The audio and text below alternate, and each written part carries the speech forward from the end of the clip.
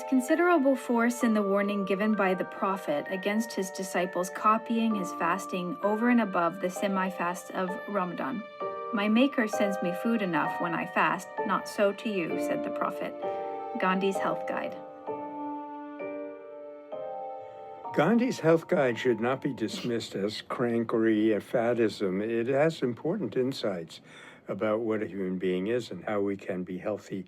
Many times his immediate colleagues, moved by sympathy and great admiration for him, wanted to go on a fast when he was fasting, particularly those occasions when he fasted unto death. But he said, no, it is not for you to do that. And he laid out about 5 rules for a political fast. And the first of these was, you have to be the right person for the job. I interpret that to mean you have to really be psychologically, spiritually prepared to lay down your life. Otherwise, you're just fooling, and you're going to stop at some point and really end up weaker than you started. So being able to fast is actually only achieved at a very high spiritual level of development, if we're talking about a fast unto death. Because don't forget, when you fast in a very deep spiritual way, realized on this very basic material level, you are withdrawing from the fellowship of your fellow human beings. And you have to be careful how you make that kind of statement.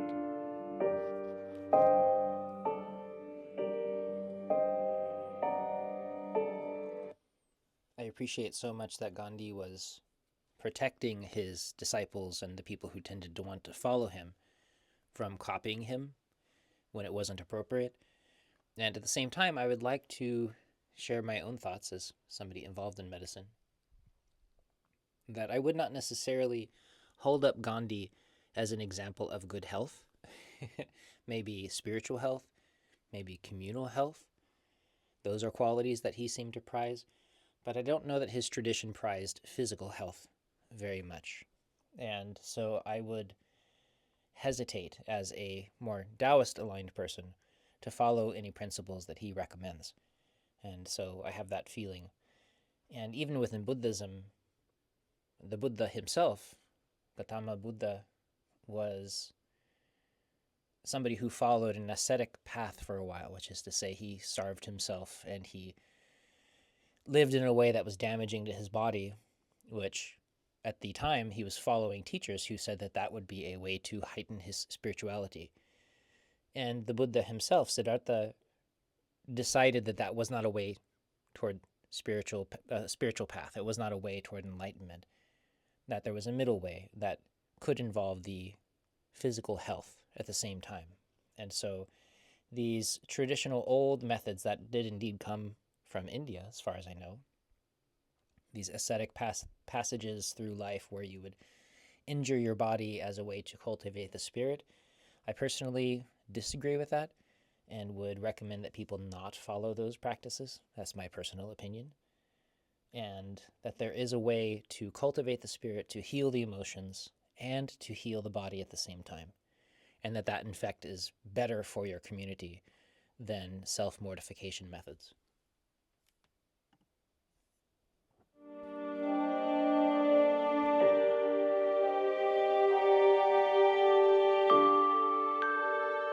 It is easy to see that soul force is infinitely superior to body force. Gandhi from the mind of Mahatma Gandhi. I wish it were easy to see for everyone, particularly as since Gandhi's time, society has been only more embedded in materialism. But for anyone who has a sense of their own spiritual nature, which automatically includes the spiritual nature of other human beings, then it does in fact become perfectly obvious that soul force is much more powerful.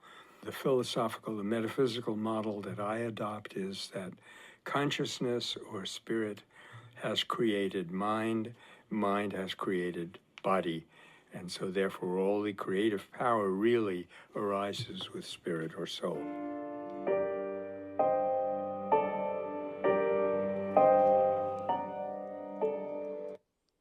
not sure if I have a particular perspective on this philosophical modeling of human existence, the shape of the world, the nature of spirit in relationship to the body, relationship to the rest of the space, how that works. I can let you know what the Hindus think, let you know what the Taoists think. Maybe I haven't yet developed an opinion about this. Feel free to share yours down below in the comment section. And at the same time, it's certainly important. We can all agree that it is certainly very important and powerful to cultivate these interior qualities of what we might call spirit. These qualities of clarity and wholesomeness, of kindness, of deep unconditional love. These things are healing to us, they're healing to the space around us. And wherever they come from, and whatever priority we place upon them, I don't know that it matters.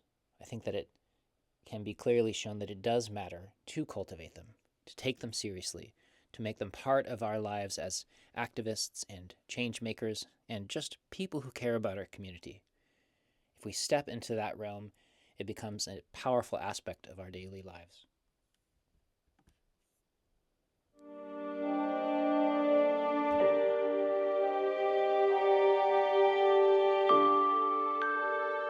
A man of faith will remain steadfast to truth even though the whole world might appear to be enveloped in falsehood.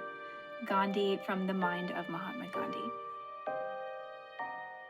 It's a fascinating paradox about spirituality that you become more aware of your unity with other human beings. You have a lively, empathetic realization of them, but at the same time, you do not identify them with their mind, so therefore often not with their policies. And that enables you to be for the human being while against their policies. In fact, it's because you're for them that you're against harmful policies that they have come to adopt.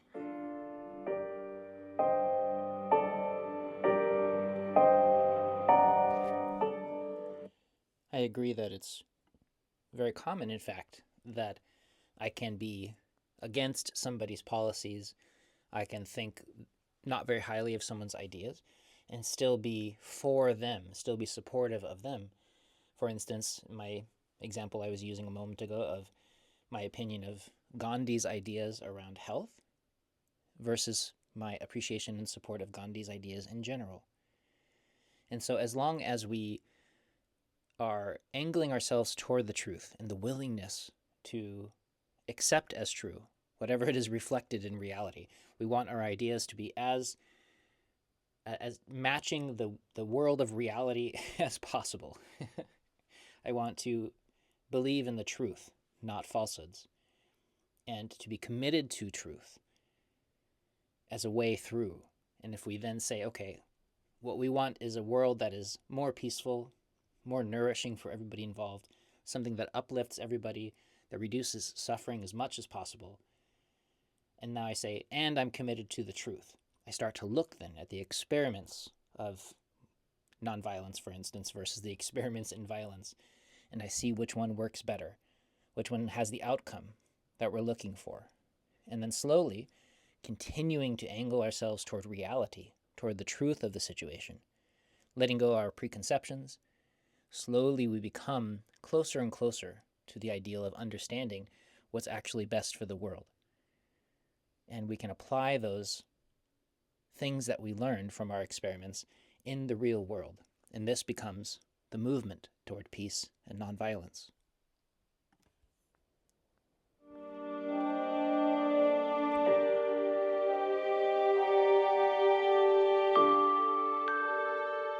If it is allowed for some that the practice of love is possible, it is arrogance not to allow even the possibility of its practice in all the others.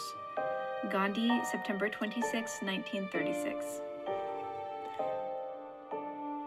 This would seem to be true on the face of it, and yet how rarely is it actually realized in political life. We deny the capacity of others to love and That's part of denying their humanity.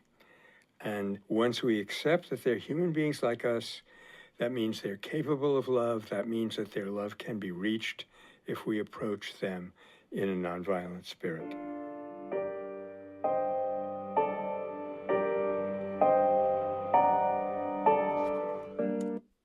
I cannot tell you how many times in conversation I have been talking with somebody, and the worst person imaginable for our perspective in politics or in education or in love shows up in conversation. The person who believes and acts in the exact opposite way that we would want. And you can just imagine who that person is for you. And in that conversation, then I would say something like, I hope so much for them, that they heal and that they recognize what they're doing to themselves, to the world around them, how much hatred or violence they're stoking, how much worse off their own community and family is when they behave this way. I would love for them to be able to have an epiphany and wake up, the way that so many of us do. It happened to me. I'm certain it could happen to them. They're not any different than I am. They're just further down that particular rabbit hole. And maybe at some point they have an awakening experience and they come to begin to love their neighbor. They want to change how they are. And so often, the person that I'm having this conversation with will say something like, oh, that could never happen to them. It's impossible for this person to heal, basically. And I have to reject that idea that we're all human, that we all have the possibility of healing. There's so many examples in history of the worst possible person becoming somebody really valuing respect and love in the world and really worthy of respect from the rest of us. In fact, there is a very famous story of one of the great followers of the Buddha, and he essentially was a bandit and a murderer who wore a necklace of body parts around his neck as a way to terrorize the local population. And one day the Buddha was walking through this mountain pass, according to the story, and they had an encounter, this terrible murderer and the Buddha. And the murderer was changed by his encounter and became a follower of the Buddha. And later, honestly, became one of his students and became one of these people that passed down the documents of the Buddha and current methods of enlightenment for the rest of us, became free at the end of his life. So this is an example of the worst possible person imaginable, becoming awake and free and capable of love. And whether or not the story is true, the example certainly is. And we have to be able to allow everybody the chance to heal. No matter what we think of them, love is always possible, as Gandhi says.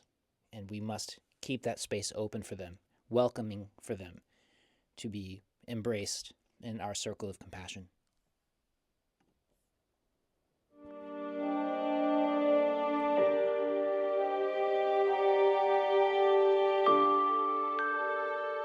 Do you believe that a coward can ever disobey a law that he dislikes? Gandhi from Hind Swaraj. Pretty pertinent question there. Coward is a harsh term. Someone lacking in sufficient courage will be cowed down by laws and by the fear of punishment. And people who espouse civil disobedience are quick to remind us that the law cannot actually tell us you cannot do this. It can only tell you, if you do this, we will do that. And so if you say, okay, go ahead, do it, you are then free to disobey the law. That requires self-confidence and courage of the highest order. And it's redeeming for human societies.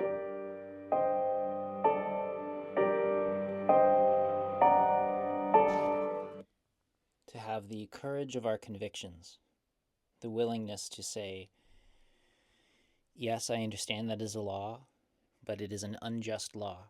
And what I follow is justice, and I will refuse to follow that law. And I certainly think there are some lines there.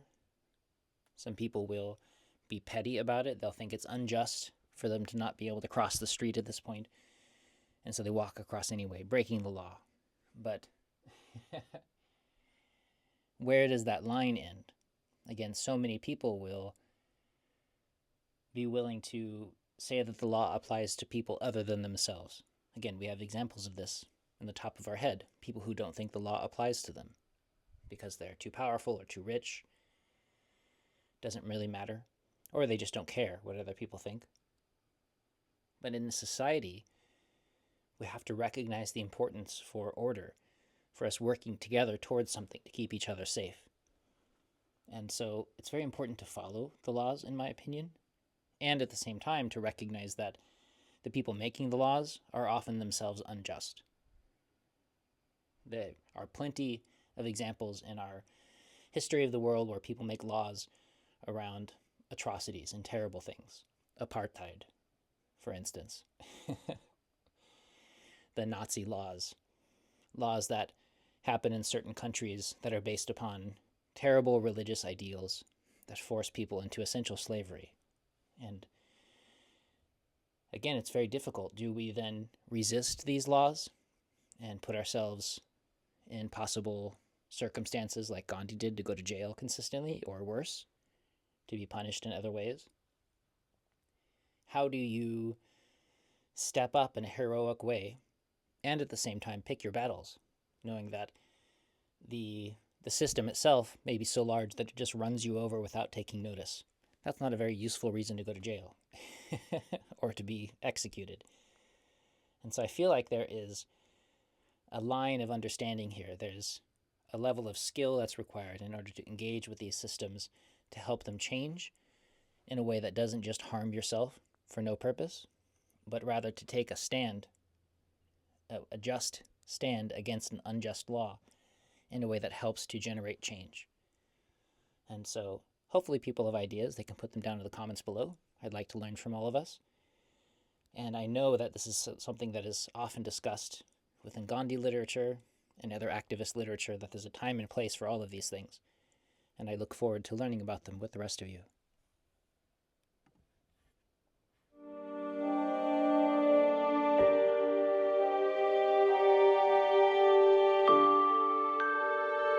Real Swaraj will come not by the acquisition of authority by a few, but by the acquisition of the capacity by all to resist authority when it is abused. In other words, Swaraj is to be attained by educating the masses to a sense of their capacity to regulate and control authority. Gandhi, Young India, January 29th, 1925. As usual, Gandhi sees Swaraj, an ancient word meaning freedom, in its full spiritual sense, meaning freedom of the individual from wayward impulses, anger, violence, things like that. And he felt that if that was established well enough among a large enough number of people, political liberation would follow as a matter of course. But it was an ongoing process. It wasn't just a thing that you knock off one day through a revolution. It was a real re-education of what is the role of the individual in a polity.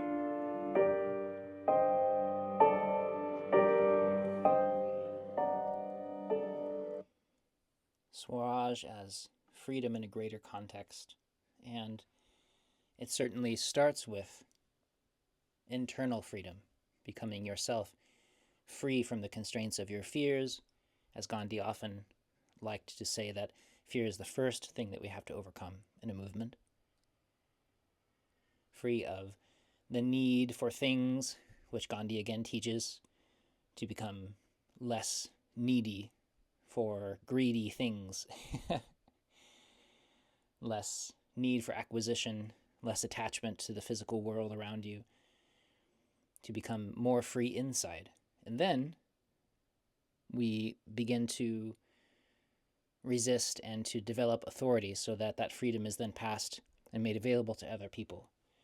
And so by educating the people around us for the possibility of freedom, to understand where contentment, where health, the health of the community, where the health of the body lies, where freedom can come from emotionally, physically, politically.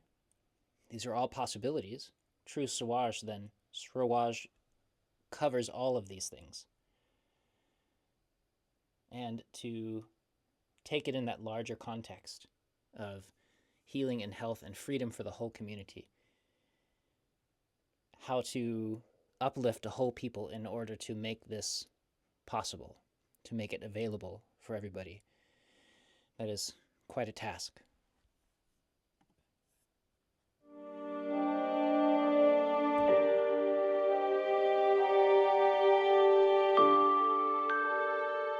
If everyone lives by the sweat of his brow, the earth will become a paradise. Gandhi, from the mind of Mahatma Gandhi. This may seem naive, but really the question is, it's a very big if. Because if everyone lived by the sweat of his or her brow, that would eliminate the need for excess. And if you eliminate that need, then by and large, the necessity for conflict and violence would disappear. So the value of his making this statement is not that it's something that it's easy to do and will come up right away, but it's reorienting the question to, again, the role of individual responsibility.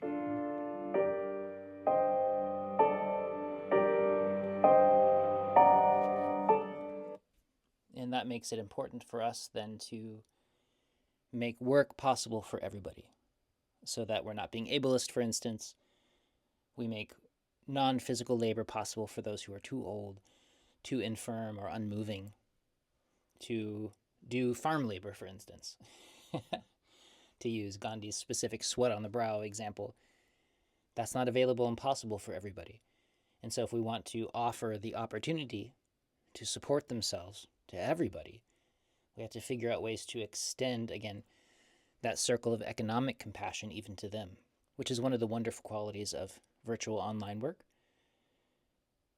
And so that is one important piece of this Gandhian economics. I think that is very important, to recognize that everybody has different barriers, and then we want to figure out ways to allow all of those barriers to be overcome, so everybody has equal access and the opportunity to grow and to uplift themselves and their community.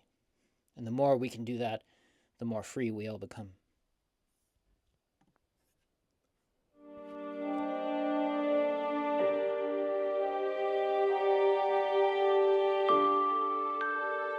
If I had the power, I would stop every Sadavrata where free meals are given.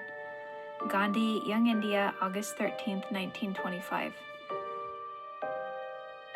Sadavrata, as he says, is a place where food is handed out to spiritual speakers, pilgrims, or other needy people. And he was rootedly opposed to people taking without giving.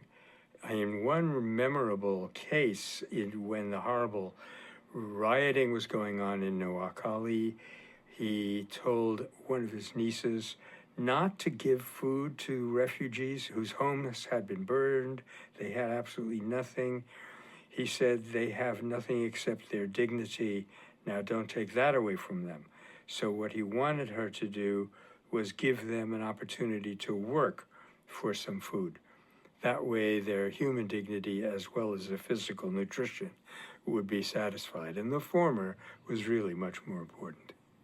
Now, if you look at the really terrible situation that's going on in Gaza today, it's possible to interpret the dropping of food from airplanes by the United States, possibly some other European powers, as something that's almost as bad as the dropping of bombs by Israeli drones.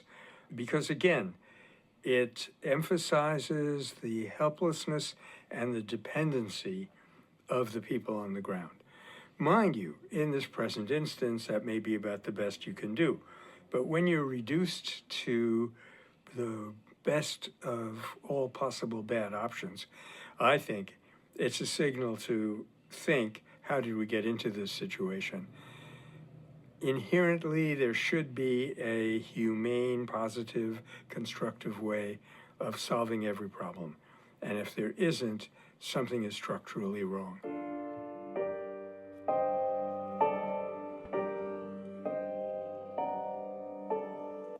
I agree with Michael that there are all kinds of levels of need to support people, that, again, we have this escalation curve of different kinds of protest and activist work that's required depending on how bad the situation is. That's over on the website at the Metta Center, if you want to look at that. All of the links down below, of course. And to recognize that there are times when you make the best choice that you have among very few bad decisions. And very often, because as a populace, we don't take preventative action, or we allow things to become terrible, like absolute starvation, for instance, and genocide. As a human population, we tend to move very slowly to solve these problems for some reason. And so we wait until there's the worst of all possible things happening, the worst disease infection rate, and then we start to make a change. The worst famine that's occurring around the world, the worst crime that's occurring, then we move to do something. And if we can take into account the possibility of these things and then add preventative measures into our lives, of course, then we can start to make better and better decisions ahead of time. We put in obstructions toward atrocity, so it's not as easy for bad things to happen.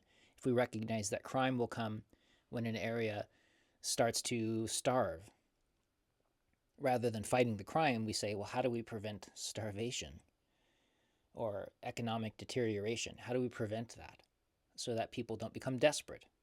So we solve the crime ahead of time by keeping the people healthy and giving them better options, these kinds of things.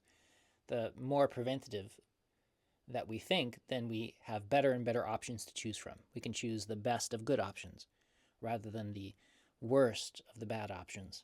And so I think that in particular, Gandhi's referencing the specific situation he was in here in 1925, rather than trying to make general advice for people. But his point is well made.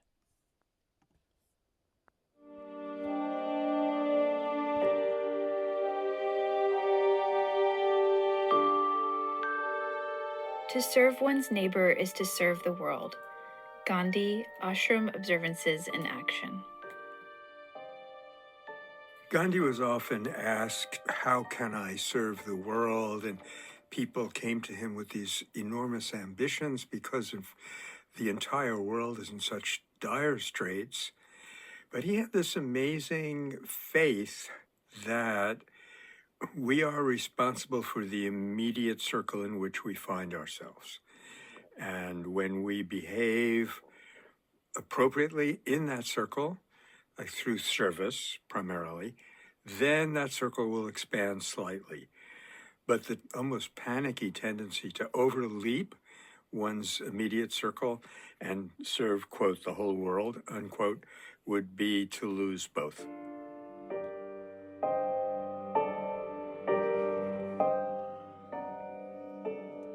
And I love the phrase that Gandhi will make oftentimes, which is to do the good that's in front of you. I've heard Michael mention this.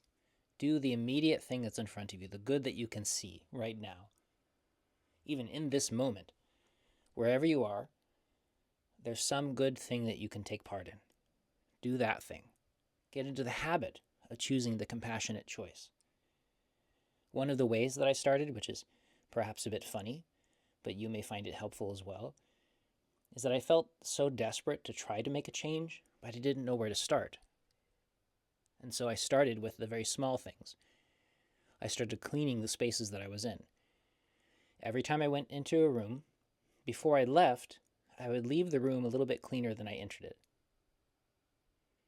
I'd go into the bathroom, somebody else's bathroom, and perhaps I'd wipe down the chrome before I walked away. Some small thing. And by getting into that habit, even though it took me 1 second, 2 seconds in each of these places, public bathrooms included, I started seeing the world as a space of opportunities to make a difference, to do small good things all the time. At this point in my life now, I don't know how many tens of thousands or hundreds of thousands of those small good deeds that I've done, but it's become part of the way that I interact with the world. And it really does generate hope and opportunity. You start to look for opportunities rather than look for obstructions. And so you may find that kind of suggestion really helpful. It was generally very helpful for me to look at small things first and always just tell yourself, I don't know how to make the world a better place, but I can do the good that's in front of me right now.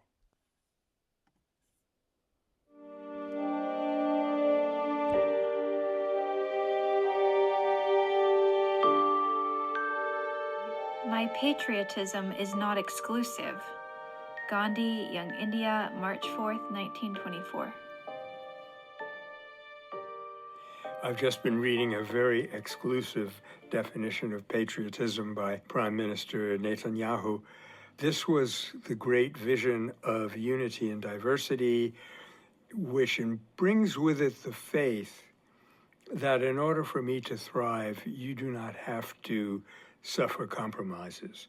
We can all thrive together once we've recognized what our needs really are. And so therefore he is able to have a kind of patriotism, meaning, for example, political freedom for India and much more for India, but at no point would it be at the expense of any other country. It was not even at the economic expense of the British Empire to let India go. And our late friend Kenneth Boulding proved that despite the looting and despoliation of Indian resources, it was actually costing the British more to maintain the empire than to dissolve it and get on their way.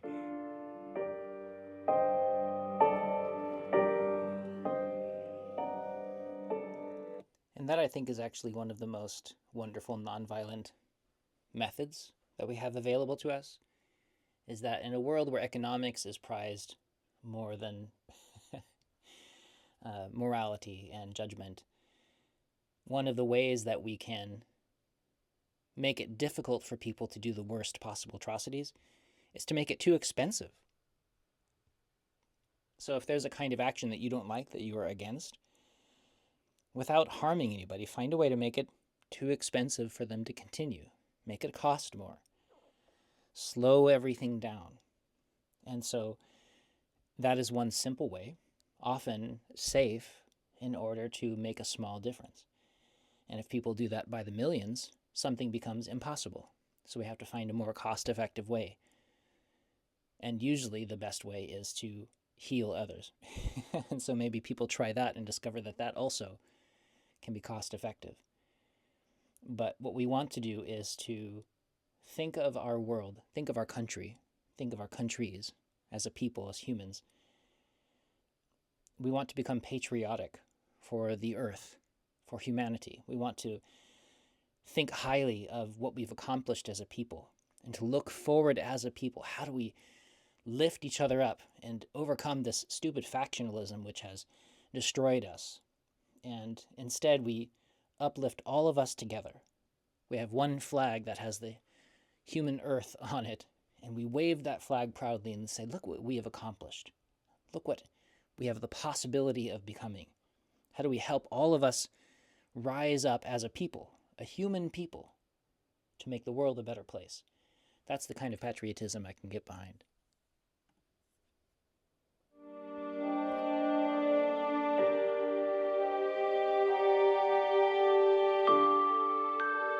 A violent man's activity is most visible while it lasts, but it is always transitory. Hitler and Mussolini on the one hand and Stalin on the other are able to show the immediate effectiveness of violence, but the effects of Buddha's nonviolent action persist and are likely to grow with age. And the more it is practiced, the more effective and inexhaustible it becomes. And ultimately, the whole world stands agape and exclaims, "A miracle has happened." All miracles are due to the silent and effective working of invisible force. Nonviolence is the most invisible and the most effective. Gandhi from My Nonviolence.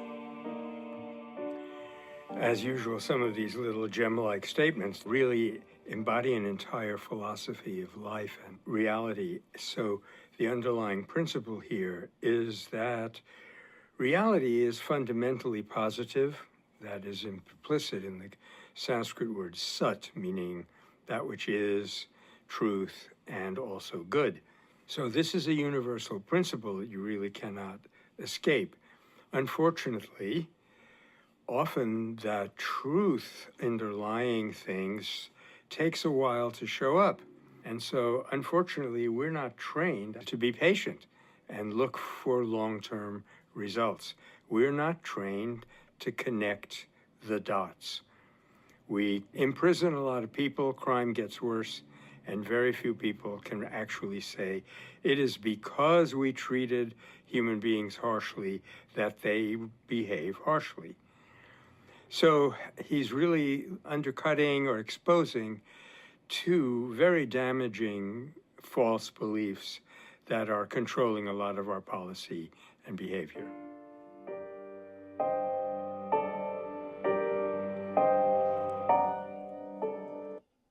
Yeah, that's very wise. And to recognize again that a person can behave harshly because we have been treating them harshly. And so one of the reasons that people will often choose violence is because it has an immediate, observable effect. I do this thing, and look, this thing happens. And we have such a short attention span. I think it's why we need to have a silence of nonviolence. We need to take notes. We need to keep an eye out, to look and to come back a year later to see how things are. We can come back a year or two later and see what happened with Hitler and Mussolini, Stalin. They got quick effects, but look what happened because of it. How terrible, how horrifying things became. This is the effect of violence. Smaller violence, of course, leads smaller results, but just as terrible in comparison to the accumulation of nourishment and healing of a community, the uplifting of everybody. And then because it's slow and gentle, because it works at the speed of nature, the way we watch a flower growing, we look outside one day, if we haven't been paying attention, we say, wow, look at all the flowers in the field. And if we planted those seeds in spring or the year before, maybe we forgot, and suddenly they're there. But they've been growing underground the whole time, because that's what nature does. It heals, it nourishes, it grows. And if we can work with nature in this Taoist perspective, then all at once, the world is conspiring to create this situation of beauty, that the seeds we're planting, they blossom. And those are the kinds of seeds that we want to be planting in the world. Ones that leave us better off, leave us with a beautiful world, healthy people, healthy societies. Plant those seeds today, the small ones, and people will look around and be surprised. Wow, look what happened. That's such a better way to live.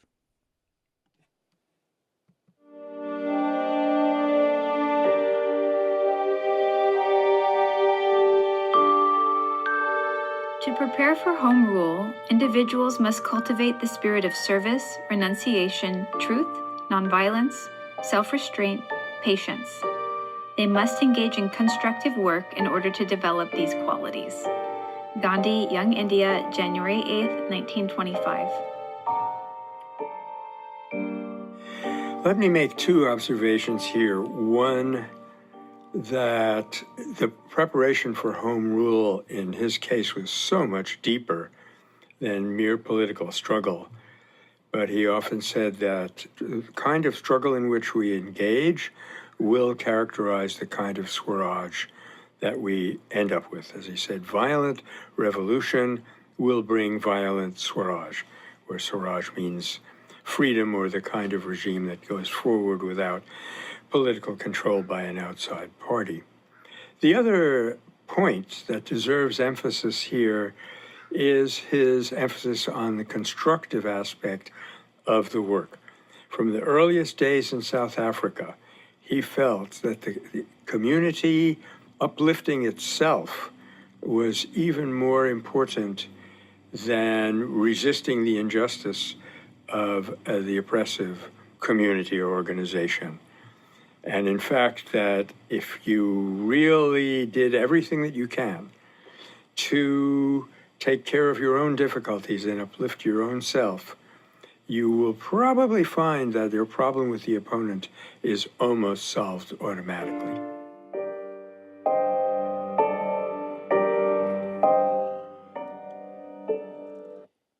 And again, so much of this comes back to healing ourselves first, to take the time to cultivate our own local harmony, health, centeredness, our capacity for service, renunciation, truth, nonviolence, self-restraint, patience, as Gandhi says. This is the most constructive work that we can begin with. And then naturally, as those things come to fruition, as you become truthful, nonviolent, healthy, balanced, and your cultivation begins to work for you, automatically it will start to include the people in your life, your immediate community. It happens on its own. It kind of overflows as you become full. And then now we're doing work in the community. Now we're helping to heal the local culture. And the circle of compassion expands on its own. But it always starts within. Begin within.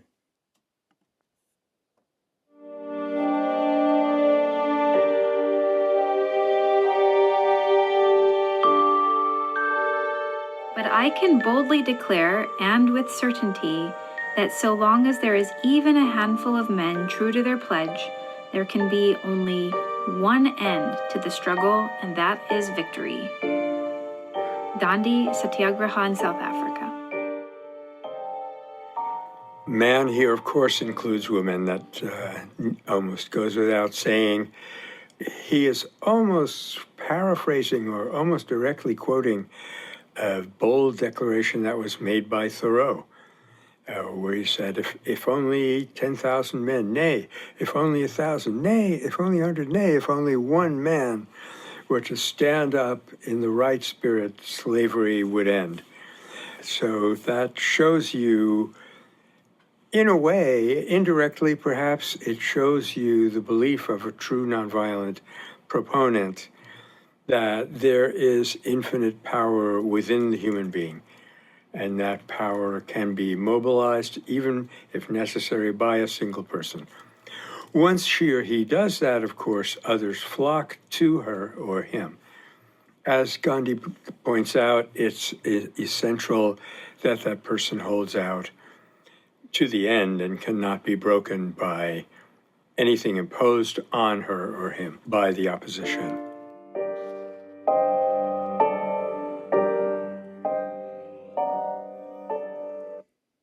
And again, I'm reminded that the 3.5% number from Erica Chenoweth, that it requires 3.5% of any population to be outspoken and to force a change in order for that change to be successful. Somewhere around there. And in a large country, that's more people, but it's still a tiny fraction of the total population. It really is a very small number all around, as long as people are boldly also declaring that people are being true to their pledge, they're being honest with themselves, they're making the change inside, and they're reaching out into the community. That's all it takes for a shift to happen. And again, it will happen seemingly by magic, of course, because that's how these things look. It's not overt, because overt is often a form of violence. Instead, it's subtle in the background. It's the direction that healing takes, quiet, using the processes of nature. One of the famous Taoist sayings is that fast injures and slow heals. And so we want to continuously heal the space around us. It's the work of every day, all day, healing us along with the rest, seeking balance. Balance is what we're looking for, not just the opposite end of the spectrum. And so don't be obsessed with trying to do too much, but be willing to have the courage of your convictions. Michael here mentions Henry David Thoreau, a famous American writer. And at one point he's thrown into jail for standing up for the courage of his convictions. And another very famous writer, supposedly, maybe this is just a story, but Emerson comes to visit him and says, "Henry, what are you doing in that jail cell?" And he says, "Ralph, what are you doing not in a jail cell?" And oftentimes that's what it looks like to have the courage of our convictions. It's not always so stark of a difference, but our willingness to stand up for what we believe is right and to be our best selves that we're capable of in that moment, to move forward in the way that's best for us, but always to be true and to have the courage of our convictions, to follow our values, to be our best versions of ourselves. If enough people do that, that is a culture-changing moment.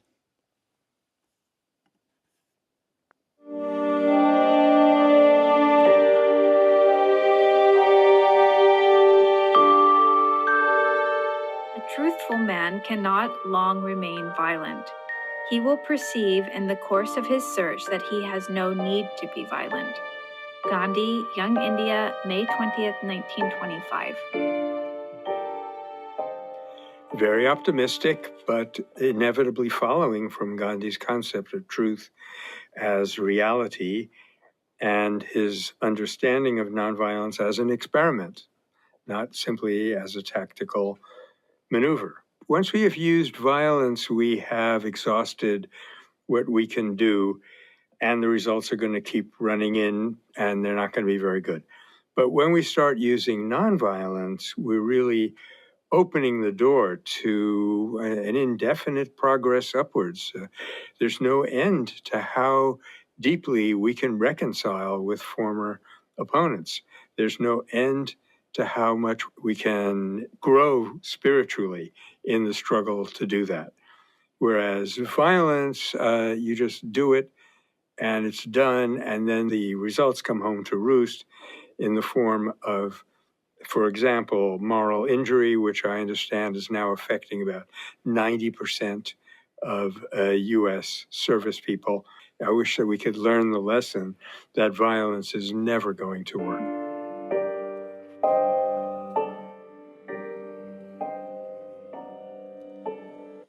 Yeah, this concept of moral injury is such an important thing to recognize, that people who do violence experience that the majority of the violence is actually happening inside them, to them.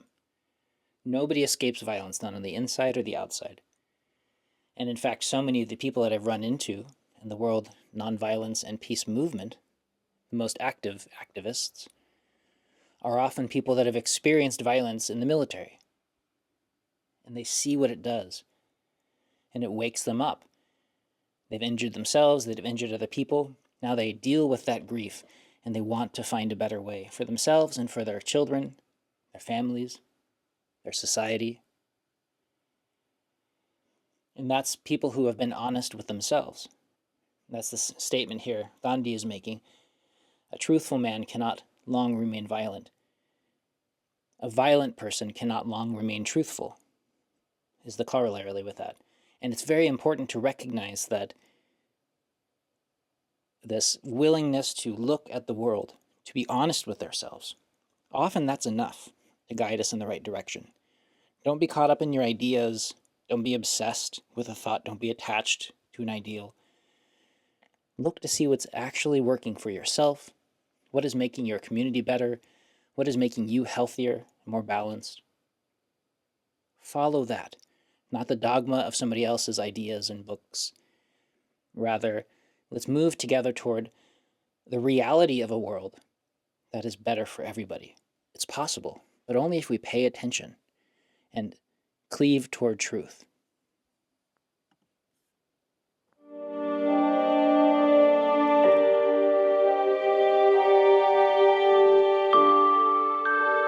Diversity there certainly is in the world, but it means neither inequality nor untouchability. Gandhi, Mahatma, Volume 3. Hard to imagine anything more fundamental. Gandhi is talking about what we now call unity in diversity, that because each of us is unique, yet all of us are one. And it's a question of figuring out how to place, how to realize, how to honor that diversity, the capacity of each of us, which is what enables a nonviolent regime to become visible. So people often try to override or conceal diversity in order to, let's say, generate power. Think of the regimentation that happens in militarism. And that just shows visibly that people are adopting the wrong image of life. Life is essentially diverse.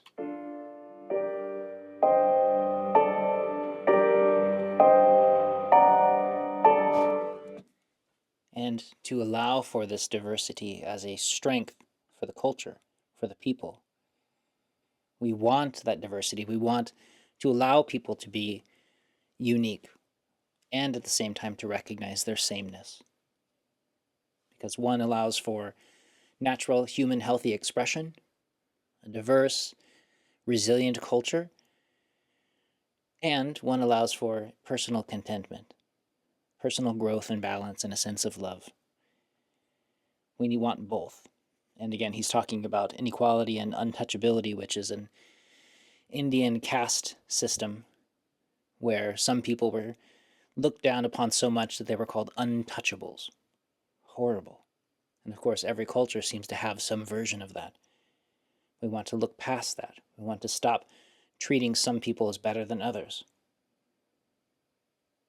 And by allowing for that, again, this broad circle of compassion to expand, our willingness to see everyone as part of our human family, every animal is part of our existence on this earth, then perhaps all together we can grow and heal rather than just picking and choosing a certain slice of the public that we like, allowing those to flourish while everybody else suffers. That is not a way to create an equitable and balanced world.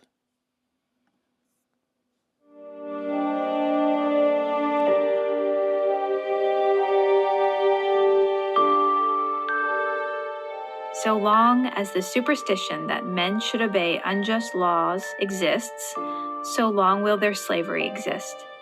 And a nonviolent resistor alone can remove such a superstition. Gandhi, Hind Swaraj.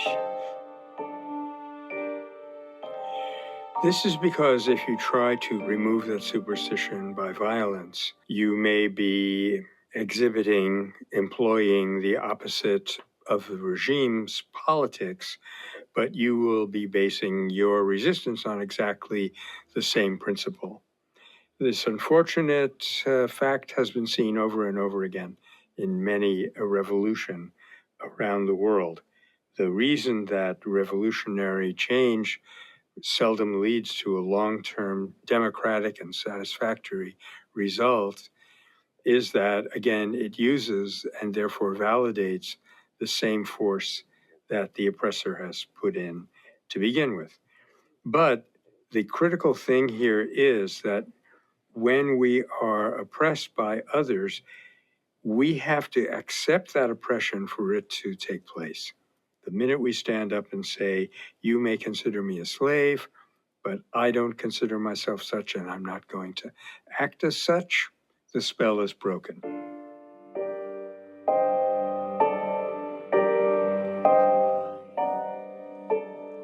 And it's so important to continually and publicly break that spell, break that sense of superstition that we're supposed to be one way and not another. That the culture, or the government, or whoever's in power over me says that this is the right way to be. We should all be like this.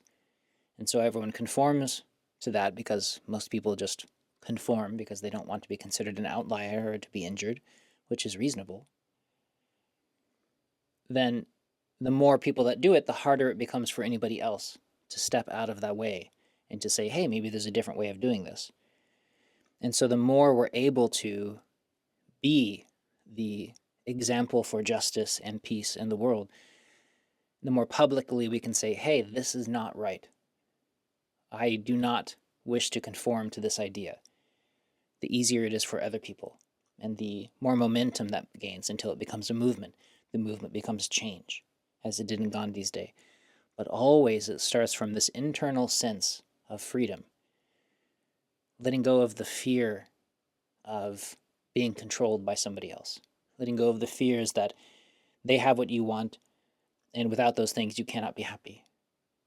Setting yourself up as somebody who thinks it's more important to follow your internal values and principles than it is to get small-term gains and small-term protections from an unjust authority. And the more people that do that, the easier it is for others to begin a change in the world that is easier and safer and better for everybody. We take on that risk upon ourselves in order to take the risk away from other people and make them safer.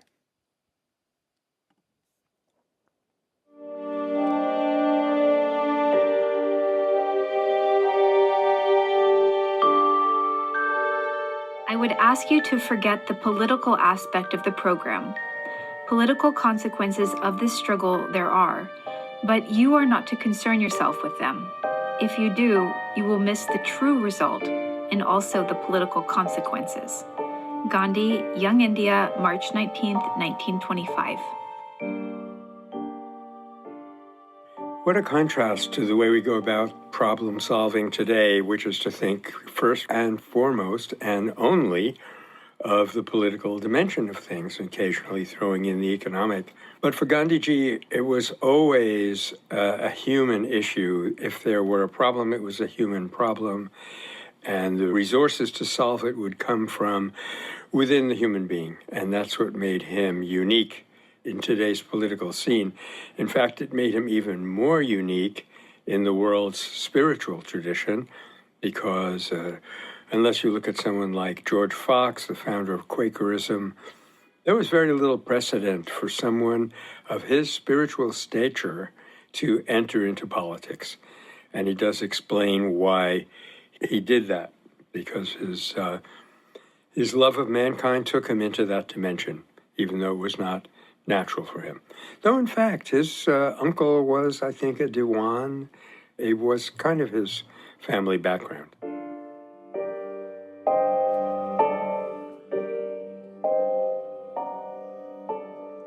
And we certainly are grateful that Gandhi did eventually decide to enter that political arena, even if it didn't feel natural as a shy person. He calls himself a shy person. And how many politicians would act differently if they were less interested in the politics, which is to say the party favoritism or the desire to be reelected or the chance to get more power, and rather than paying attention to that quality of the political consequence, they concerned themselves with the human consequence, their own values, sticking to what they felt was right and true, and instead shaping their politics around that value, the value of truth, the value of compassion, the value of nonviolence, and allowing everything to flow from that rather than from the acquisition of power and what they thought would turn out the best. If instead we're honest and true and we present ourselves as we are, certainly it would cost a lot less energy, which is probably why Gandhi was able to flourish in that atmosphere. He wasn't struggling to present a certain face. He was just himself. And as himself, he was able to align himself, again, with the truth, the reality of what he was, which requires a lot less energy. And there's a lot more power in that honest expression, that simple face value quality, which seems to be lacking so much in politics and politicians these days. And so if you personally are somebody that is drawn toward that sphere, first cultivate yourself. Learn to be your best self. Figure out what your values are, and then shape your politics around that, rather than the other way around. And that will go much better for you, and certainly will produce better results for the rest of the community.